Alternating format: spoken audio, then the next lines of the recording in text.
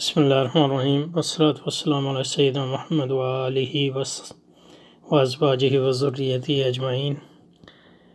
یہاں پر سیدنا دین نیازی صاحب کے مقدمے کا مطالعہ جاری رکھتے ہیں۔ تو کچھ اس پیراگراف پر پہلے بات ہوئی تھی، لیکن یہ کہ اس کو پھر سے دیکھتے ہیں تسلسل کے لیے۔ ثانیاً اسلامی فکر کی روایت پھر سے تازہ ہوئی تو خطبات کی بدولت۔ تو جیسے میں نے کہا، یہ ایک مبالغہ ہے۔ مترجم نے عرض کیا تھا کہ فلسفے کا نشو نما بجد ایک استثناء کے ان قوموں میں ہوا جن کا نقطہ نظر وثنی یا ثنوی تھا۔ اس پہ بات ہم نے کافی کی۔ لہذا انہوں نے یا تو زمان و مکان کی اس دنیا کو باطل ٹھہرایا یا حقیقت کو دو متضاد اور متصادم اجزاء میں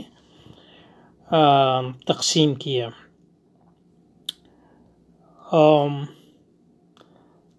تو یہ کچھ واضح نہیں ہے کہ وثنیت اور یا ثنویت کا زمان و مکان کو باطل ٹھہرانے سے کیا تعلق ہے۔ یعنی میں ثنویت اور وثنیت کے ایسے تصورات کو سوچتا ہوں جو زمان و مکان کی دنیا کو باطل نہیں ٹھہراتے، تو یہ تعلق کچھ واضح نہیں۔ یا حقیقت کو دو متضاد اور متصادم اجزاء میں تقسیم کر دیا۔ تو وثنیت کے بارے میں تو نہیں کہہ سکتے کہ اس نے حقیقت کو دو متضاد تو اس میں تقسیم کر دیا، کیونکہ وثنیت تو مطلب یہ ہے کہ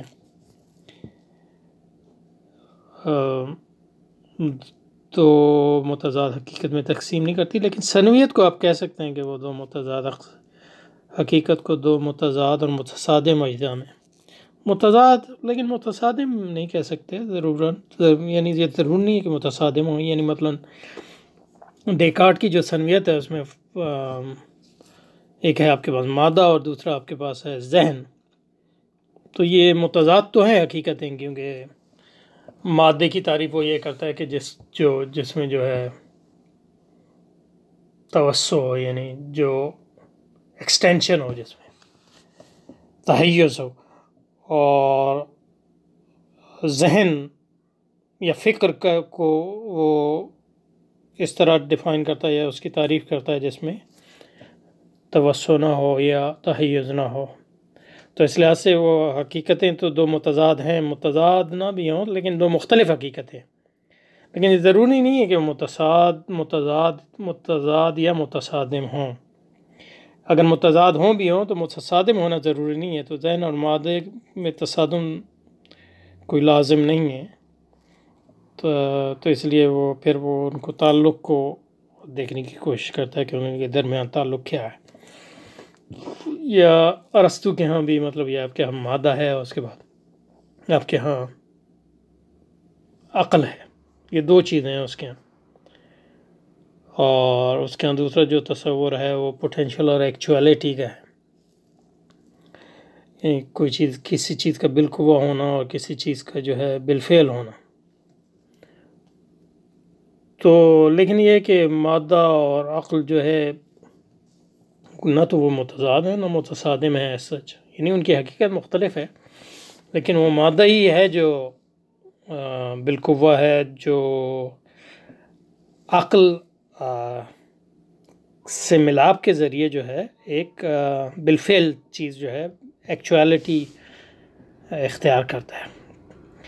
تو یہ بات شاید پہلے بھی ہم نے کہی ہو، لیکن یہ کہ یہ واضح نہیں ہے کہ وثنیت اور ثنویت کو ماننے سے زمان و مکان کی دنیا کو باطل ٹھہرانا کس طرح لازم ہو جائے، اور یہ کہ ثنویت میں جو ہے حقیقت کو دو مختلف یا متضاد چیزوں میں تقسیم کیا جا سکتا ہے، لیکن یہ ضروری نہیں ہے کہ وہ متضاد چیزیں یعنی متصادم ہوں۔ متضاد کا مطلب صرف یہ ہے کہ وہ مختلف ہیں، یعنی ان کی حقیقت مختلف ہے۔ متضاد ان معنوں میں نہیں ہے کہ وہ ایک جگہ جمع نہیں ہو سکتے، ورنہ مطلب یہ ہے کہ ذہن انسانی اور مادہ کیسے جمع ہوں گے۔ اس سے حیات انسانی کے لیے جو افسوسناک نتائج مرتب ہیں ان کا ذکر بے سود ہے۔ انہوں نے بتایا نہیں کون سے یعنی مطلب یہ کہ افسوسناک نتائج جو ہیں مرتب ہوئے. ایک پچھلی بار جو میں نے اس میں مطلب یہ کہ ایک کوشش یعنی ایک خیال پیش کیا تھا کہ یہ اگر آپ سمجھیں کہ حقیقت جو ہے، جو اس دنیا کی حقیقت ہے وہ ایک حقیقت ہے، اور جو اس دنیا سے ماوراء حقیقت ہے وہ اصل حقیقت ہے، تو پھر اس سے افسوسناک نتائج اس طرح برآمد ہو سکتے ہیں کہ آپ اس دنیا کو جو ہے سراب سمجھتے ہیں اور اس پر توجہ نہیں دیتے، اور ساری توجہ آپ کی عالم بالا پر ہو جاتی ہے. جیسے کہ مطلب کچھ افلاطونی اور نو افلاطونی فلسفوں میں ہمیں ملتا ہے.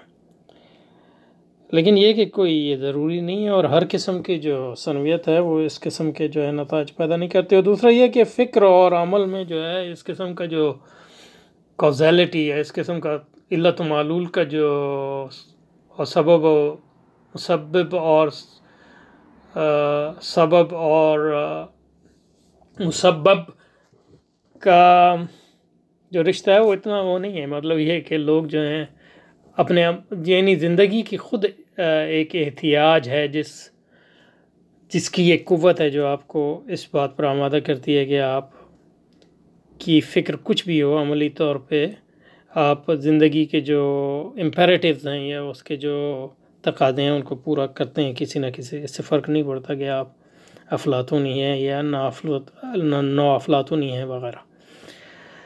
الا یہ کہ ہمارے دل و دماغ اب بھی ان تفریقات سے پوری طرح آزاد نہیں ہوئے جو ہماری کم نظری یا سوء فہم نے قائم کر رکھی ہیں. اوکے، یعنی جن تفریقات کی وہ بات کر رہے ہیں وہ یہی کہ کثرت، یعنی مطلب یہ کہ وثنیت کو کس طرح آپ کہہ سکتے ہیں کہ وہ تفریقات قائم کرتی ہے. وثنیت تو وحدت کی قائل ہے. وہ کہتی ہے مطلب ہر چیز جو ہے اس میں خدا کے رنگ میں رنگی ہوئی ہے، تو ہر چیز کو پوجو.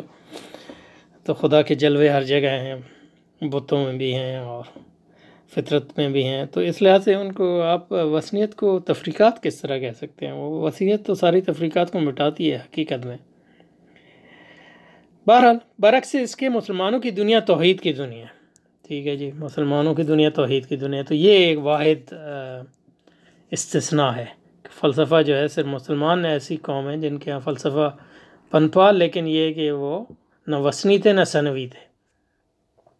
لیکن اس میں جو ہے میں نے پچھلی بار کہا کہ انہوں نے جو ہے یہاں توحید کو وحدت سے خلط ملط کر دیا، جو مطلب یہ ہے کہ یعنی توحید کا مطلب وحدت نہیں ہے. ہاں، یہ توحید کے تصور سے وحدت کا بھی ایک تصور نکلتا ہے، لیکن یہ کہ توحید اور وحدت الگ چیز ہیں. مطلب یہ بالکل ممکن ہے کہ آپ ثانوی ہوں لیکن موحد ہوں. جیسے مطلب یہ کہ ڈیکارٹ جو ہے کم از کم نظری طور پہ ثانوی تھا لیکن موحد بھی تھا. مطلب یہ کہ وہ یعنی خدا کو مانتا تھا. اب یہ ان میں سے عیسائی طرز پہ اب یہ نہیں پتہ کہ وہ تثلیث کا بھی قائل تھا یا نہیں قائل تھا، لیکن یہ کہ وہ ایک خدا کا تصور اس کے یہاں ملتا ہے. اسی طرح مطلب یہ ہے کہ ارسطو کا جو خدا ہے وہ بالکل یہ ہے ایک مجرد چیز ہے، لیکن پھر بھی اس کے یہاں ایک خدا کا تصور ملتا ہے. حالانکہ وہ مطلب آپ کہہ سکتے ہیں کہ ارسطو ایک لحاظ سے ثانویت کا قائل ہے، گو کہ اس کی ثانویت جو ہے اس میں وہ تضاد یا پرمیننس نہیں ہے جو اس کے استاد افلاطون کے ہیں، کیونکہ گو کہ مادہ اور عقل میں ایک ثانویت ہے، ایک مختلف چیزیں ہیں مادہ اور عقل، لیکن جو اس کا بالقوہ اور بالفعل کا جو دو تصورات ہیں ان کے ذریعے وہ ان چیزوں کو آپس میں ملاتا بھی ہے اور اسی سے جو ہے حرکت قائم ہوتی ہے. گو کہ اس کا خدا جو ہے بالکل عقل محض ہے، لیکن یہ کہ وہ دنیا میں حرکت جو ہے اس سے قائم ہے. تو اس کا مطلب یہ کہ پوری ثانویت نہیں ہے، ورنہ جو ہے مادے اور اس خدا کے درمیان تعلق کیسے ہوا.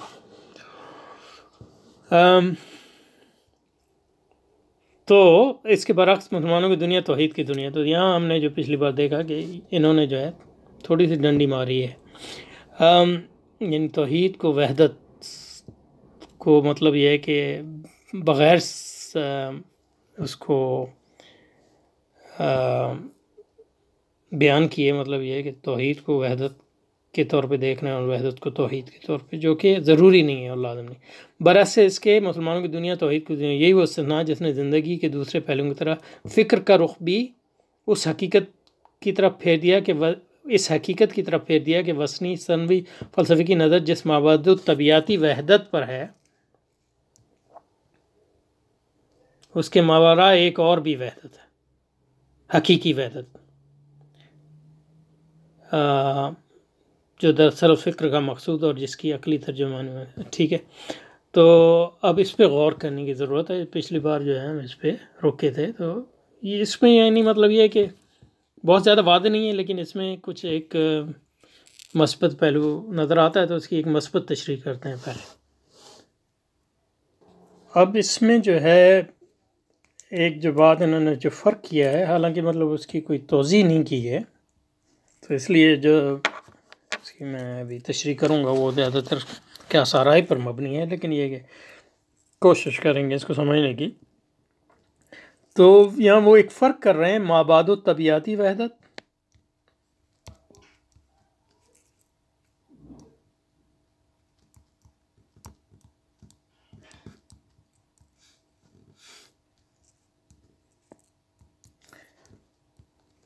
اور حقیقی وحدت میں،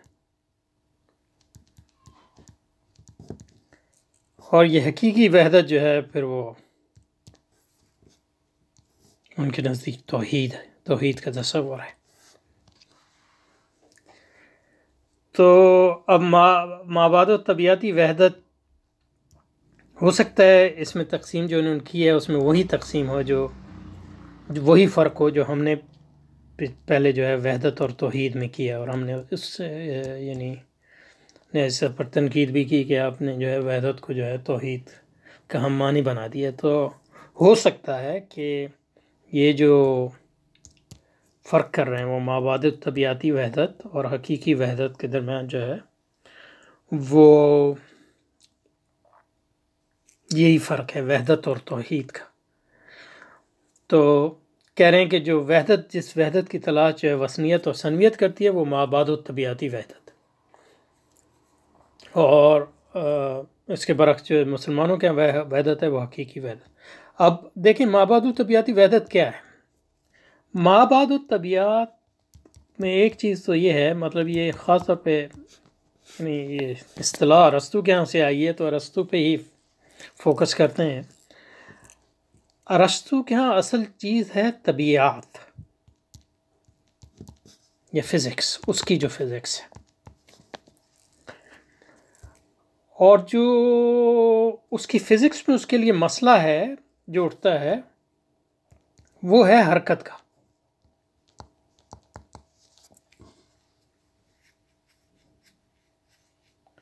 اور جو سوال ارسطو کے ہاں ہے وہ یہی ہے کہ حرکت کہاں سے آتی ہے، حرکت کہاں سے آتی ہے۔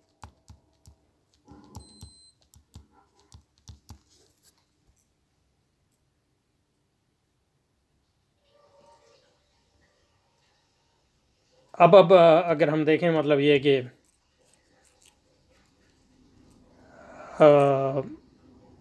انسانی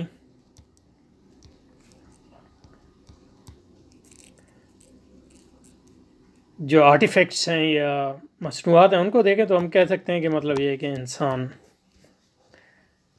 کے پاس جو عقل ہے اور آزادی ہے، اور وہ حرکت خود بھی کرتا بھی ہے اور حرکت دیتا بھی ہے۔ تو یہ جو ہے ایک محدود تشریح ہے۔ سوال یہ ہے کہ یعنی یہ کائنات میں جو حرکت ہے، فطرت میں جو حرکت ہے، یہ کہاں سے آئی ہے، اور انسانی دنیا میں جو ہے وہ اس کی ایک مطلب یہ ہے کہ ایک ترقی یافتہ شکل ہے۔ تو کہنے کا مقصد یہ ہے کہ جو ارسطو ہے اس کی اصل جو چیز تھی وہ طبیعت تھی، فزکس، اور اس کی فزکس میں جو اس کے سامنے مسئلہ تھا وہ تھا حرکت کا۔ اور اس کی فزکس میں جو تصورات ہیں، ایک ہے پوٹینشیلٹی کا،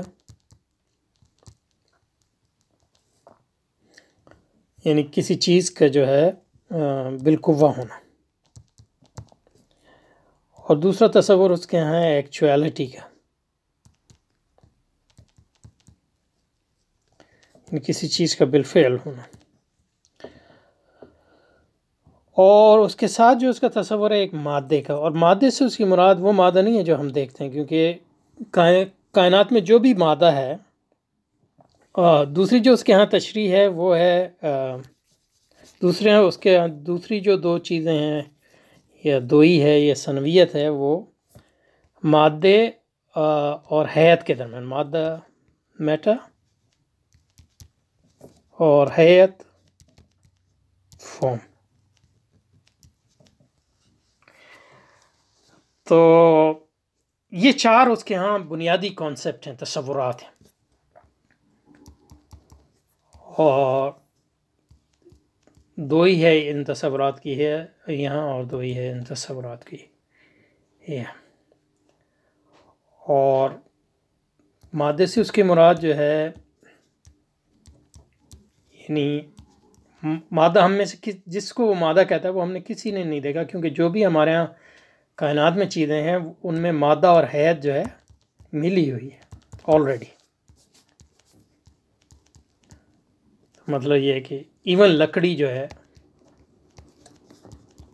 وہ مادہ بھی ہے، اور اس کی ایک فارم بھی ہے، حیت بھی ہے۔ تو اس لحاظ سے مادہ اس کے ہاں جو ہے ایک مجرد تصور ہے، مجرد مادہ جو ہے ایک ذہنی چیز ہے، اس کی حقیقت میں اس کا کوئی وجود نہیں ہے سچ، جہاں تک ہم دیکھتے ہیں۔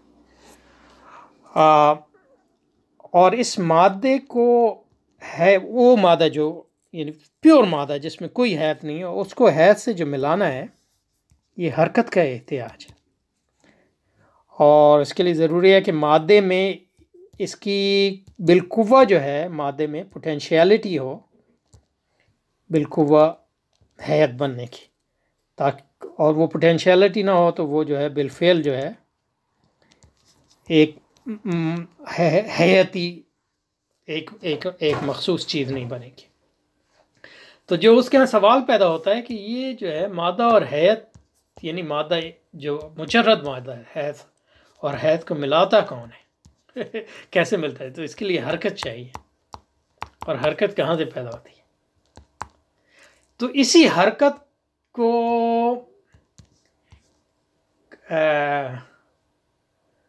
ایکسپلین کرنے کے لیے، اس کی توجیہ کرنے کے لیے اس نے جو ہے مابعد الطبیعات کھڑی کی، یعنی طبیعت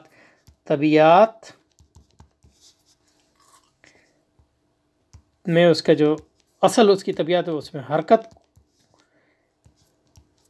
حرکت کی توجیہ کرنے کے لیے اس نے ایک مابعد الطبیعات کھڑی کی، یعنی عالم بالا۔ اور اس عالم بالا میں جو ہے اس کے ہاں خدا ہے، اور خدا کے نیچے جو ہے عقل کل ہے، اور عقل کل کے نیچے پھر جو ہے فلکس ہیں، یہ فلک جو ہیں یہ بھی عقل ہیں۔ اور اس میں اس کی ایک بنیادی پوسچولیٹ، یہ مفروضہ یہ بھی ہے کہ کائنات جو ہے وہ اسپیس کے لحاظ سے یا وسعت کے لحاظ سے محدود ہے، لیکن زمان کے لحاظ سے غیر محدود ہے۔ تو مطلب یہ ہے کہ ٹائم جو ہے انفینٹ ہے، تو کائنات جو ہے ہمیشہ سے تھی، لیکن جو ہے کائنات جو ہے ایک اپنی وسعت کے لحاظ سے ایک محدود کائنات ہے اس کی۔ بہرحال تو طبیعت اور مابعد الطبیعات، یہ مابعد الطبیعات جس میں اس کے پورا مطلب ایک ہائرارکی ہے، اس میں اوپر ایک خدا بیٹھا ہوا ہے جو عقل کل ہے، یعنی عقل محض ہے، پھر وہ عقل اول اس سے نکلتی ہے، جنریٹ ہوتی ہے، وہ پیدا نہیں کرتا، تخلیق کا کوئی تصور ارسطو کا نہیں ہے۔ اور تو وہ عقل اول جو ہے وہ حرکت میں آتی ہے، اور وہ پھر افلاق کو حرکت دیتی ہے، اور افلاق جو ہے پھر جو ہے سولر سسٹمز کو اور سولر سسٹم میں جو ہماری دنیا میں اس طرح حرکت پیدا ہوتی ہے. یعنی بنیادی طور پہ اس کا تصور یہ ہے کہ ہر ایک کے اندر جو ہے اشتیاق ہے جو ہے خدا سے ملنے کا، اور خدا سے مراد اس کی صرف عقل محض ہی ہے، اور اسی کے نتیجے میں جو ہے حرکت پیدا ہوتی ہے. یعنی اس کو کہتا ہے وہ ٹیلیالوجی. یعنی بہرحال یعنی خدا کا تصور جو اس کی مابعد طبیعت میں اور عقل کل اور افلاق وہ سمجھتا تھا کہ یہ مطلب یہ ہے کہ مادے سے اوپر کی چیزیں، اس لحاظ سے وہ ان کو یعنی وہ ڈیوائن سمجھتا ہے، الوہیت ان کو دیتا ہے. تو یہ مابعد طبیعت اس کی جو ہے وحدت فراہم کرتی ہے اس کائنات کی، ان معنوں میں کہ وہ کائنات کو حرکت دیتی ہے، اور حرکت کے نتیجے میں جو ہے مادہ اور حیات میں جو ہے ملاپ ہوتا ہے، اور اسی کے نتیجے میں جو ہے پھر جو ہے مختلف سطح پہ جو ہے ہمیں کائنات کی جو ہے اشیاء ملتی ہیں جن میں مادہ اور حیات کا ایک تلازم آتا ہے اور ان کا ایک ملاپ ہوتا ہے. تو یہ وحدت جو ہے اس کو مابعد طبیعتی وحدت کہیں گے. یعنی اس نے مابعد طبیعت کو پوسچولیٹ کیا، یعنی فرض کیا طبیعت کو ایکسپلین کرنے کے لیے، اس کی توجیہ کرنے کے لیے. اس کے برعکس جو ہے حقیقی وحدت جو ہے وہ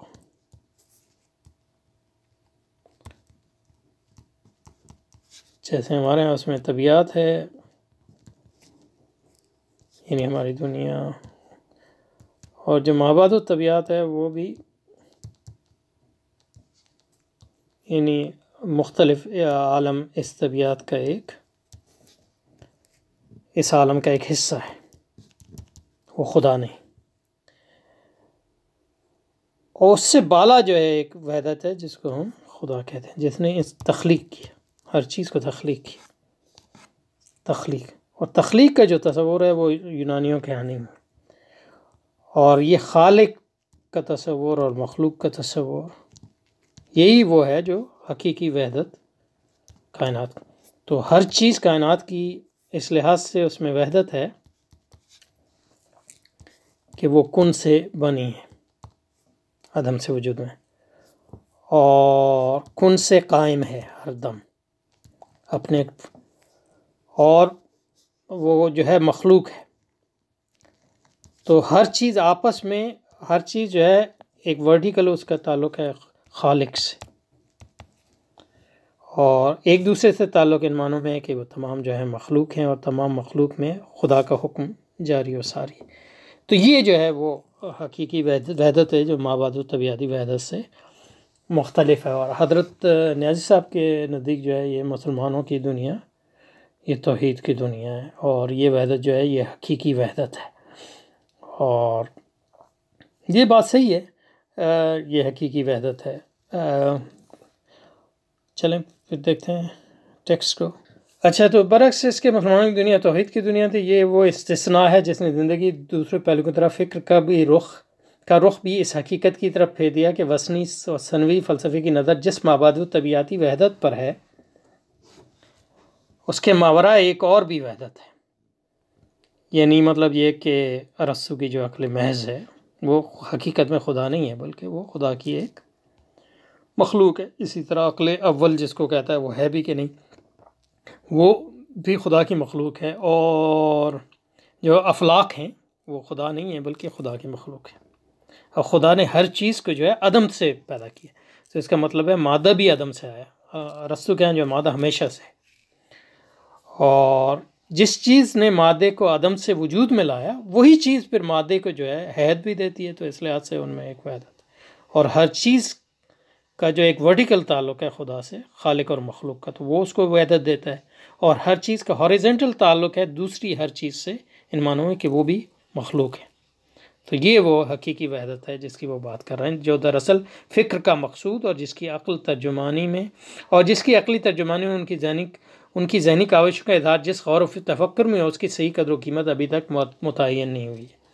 یعنی مسلمانوں نے اس وحدت کی بنیاد پہ جو حقیقی وحدت ہے جو غور و فکر کیا، جو فکر کا مقصود ہے، یعنی اللہ تعالیٰ فکر کا مقصود ہے، اور اس کی جو عقلی ترجمانی کی مسلمانوں مختلف اسلامی علوم کے ذریعے، اصول فقہ، کلام، فلسفہ، منطق، تصوف،